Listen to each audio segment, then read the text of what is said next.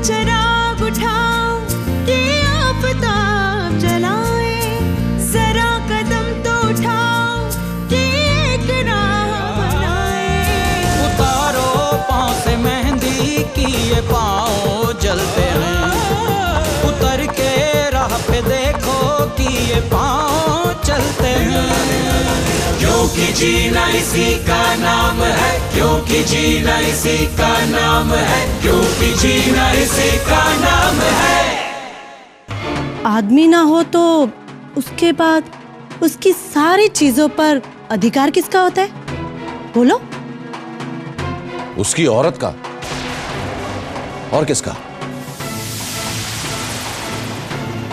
जैसे रानी, जैसे परवीन के जाने के बाद तुम मेरा मेरा करके आतिशबाजियां छोड़ रही हो, वैसे ही बड़े साहब की गैर मौजूदगी में उनकी सारी जायदाद पर कानूनन मेरा हक बनता है, समझी? और मंगत ठहरा मेरा इकलौता भाई, उसे मेरे होते हुए तो इस घर से कोई नहीं निकाल सकता।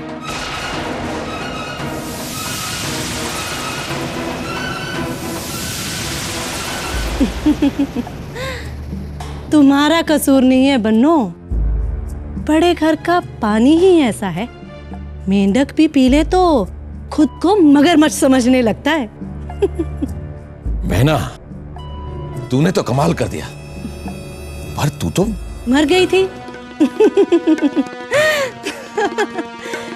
यमराज ने कहा, बेटी अभी तुम्हारा हिसाब किताब नीचे बाकी है, जाओ जाकर उसे पूरा करो। मैं आ गई। मैं कुछ समझा नहीं बहना। इतनी भी जल्दी क्या है भैया, मैं भी यही हूँ और तुम भी, धीरे धीरे सब समझा दूंगी।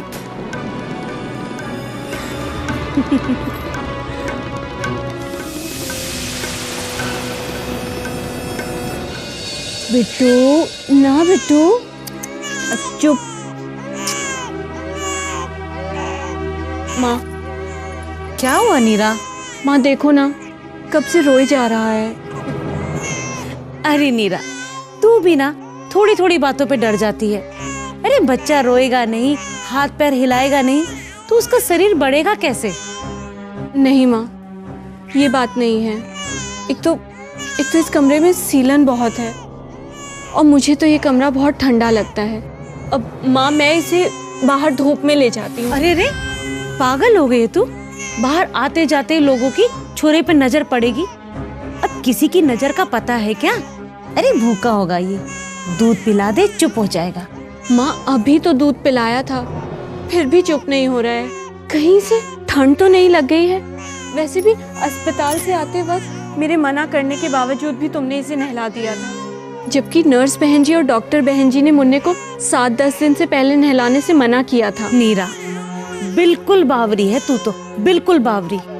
ये बता, बीमारी गंदगी से लगती है या साफ सुथरा रहने से? अपना बिट्टू गंदा था, मैंने उसे नहला धुलाकर साफ कपड़े पहनाकर राजा बाबू बनाकर सुलाया है। माँ, मेरी तसल्ली के लिए एक बार आशा बहन जी को बुला लो। भगवान ना करे अगर। बेटी, तू उसे एक बार फिर से दूध पिला ले। क्या पता इसके पेट में दर्द हो रहा हो। मैं कटोरी में तेल गरम करके इसके पेट पे मल देती हूँ, फिर देखना ये बिल्कुल शांत हो जाएगा। और सुन, तू ज्यादा ना इन बहनजों के चक्कर में मत पड़। अरे ये बहनजिया क्या जाने जो तेरी माँ जानती है। तू दूध पिला, मैं भी तेल लेके आती हूँ।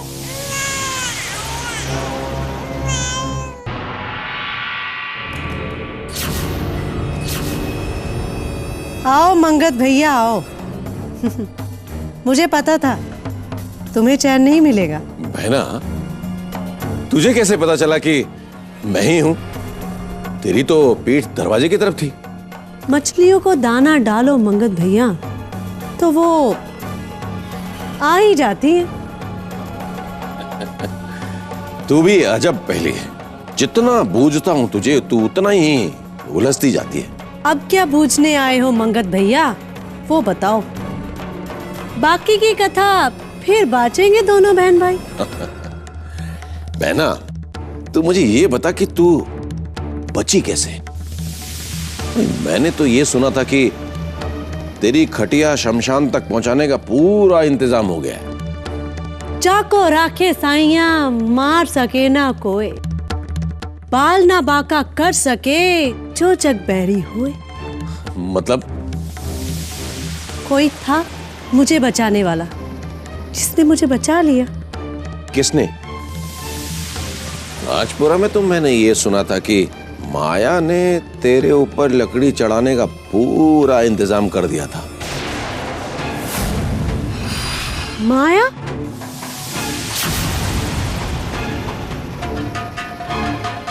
माया मुझे क्यों मरवाना चाहेगी मंगत भैया? मैं उसके लिए हूं ही क्या? उसके दुश्मन तो बड़े साहिब और छोटे सरकार है। मैं कहाँ की कौन सी मेम साहब हूँ जो उसकी आंखों में खटकूंगी? मैंने तो यही सुना था। सुनी सुनाई बातों पे कान धरना छोड़ दो मंगत भैया। अच्छा छोड़ो ये सब बातें, वो वसीयत मिली क्या? अरे कहाँ मिली वसीयत बहना? इस वसीयत ने तो ऐसा नाच नचाया कि मौत का तांडव ही शुरू हो गया। प्रवीण भी इसी के चक्कर में निकल गया, पर वसीयत नहीं मिली। अच्छा तुम कहते हो तो भैया मान लेती हूँ। अच्छा भैया एक बात बताओ मुझे, सुना है बड़े साहिब पगला गए, पुत्र मोह फूट पड़ा है, या कोई नया खेल खेल रहे हैं तुम्हारे जीजा? मैं क्या जानूं बहना, मैं तो बस इतना जानता हूं कि ये वसीयत अभी और जाने लेगी। मातम पूरा नहीं हुआ है इस बड़े घर का। तो तुम कुछ करो भैया, कुछ करो। मैं क्या कर सकता हूं बहना? लो, बड़े घर का सिंहासन बार बार मेरे फकीर भाई को पुकार रहा है, और वो सुनकर भी आवाज को अनसुना कर रहा है। अरे भैया, बड़े साहब तो गए हवालात में और छोटे सरकार हवा में लटक रहे। ना जाने कब पुलिसों से धर दबोचे। और पीछे कौन बचा? मेरा भाई मंगत। अरे भैया, तुम हो, तुम इस बड़े घर के बड़े साहब। मार लो कुंडली, फिर मत कहना मौका नहीं मिला। तू भी ना बहना बहुत बातें बनाना सीख गई है।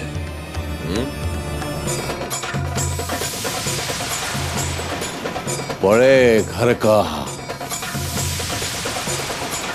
बड़ा साहब,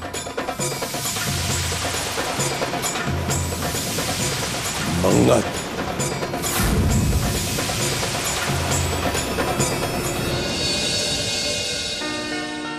लो, आज हमारी गुड़िया के सारे जांच हो गए। सब ठीक तो है ना बहन जी? हाँ, सब ठीक है। अब बस 1 महीने तक इसका अच्छी तरह से ध्यान रखना। अब बहन जी, ऐसी कोई और बात जिसका मुझे खास ध्यान रखना है? कला, वो जो अस्पताल में तुम्हें खतरे के 3 लक्षण के बारे में बताया गया था। हाँ बहन जी, मुझे याद है। बस उसका ध्यान रखना। यही ना कि अगर बच्चे का शरीर गर्म या ठंडा हो रहा हो, उसे सांस लेने में दिक्कत हो रही हो, या फिर वो हिलडुल ना रहा हो, तो फिर मैं आपको तुरंत बुलाऊं। बिल्कुल सही। अरे वाह, हमारी बहू तो बिल्कुल डॉक्टरनी हो गई। नमस्ते बहन जी। नमस्ते।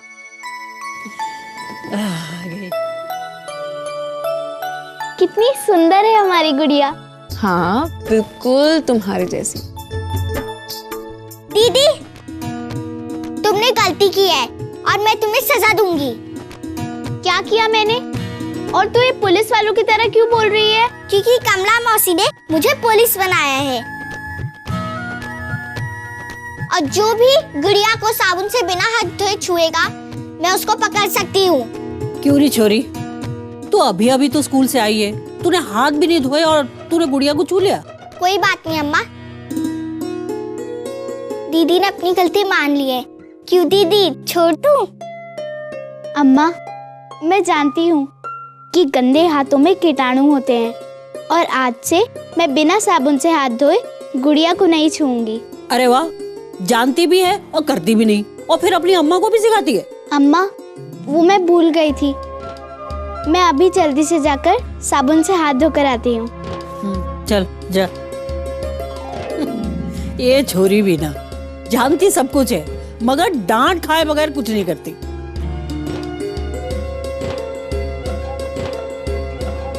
अच्छा अम्मा, अब मैं चलती हूँ। कोई भी जरूरत हो तो मुझे तुरंत बुलवा भेजना। अरे ये भी कोई कहने की बात है?